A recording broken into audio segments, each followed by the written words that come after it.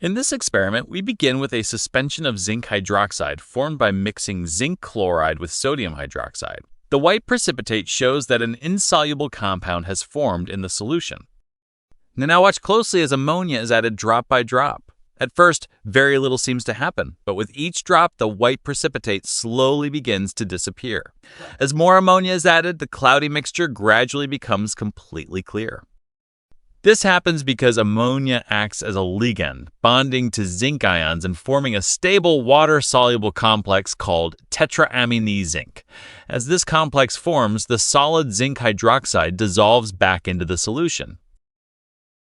This experiment is a great demonstration of coordination chemistry, showing how metal ions can form new complexes with completely different properties.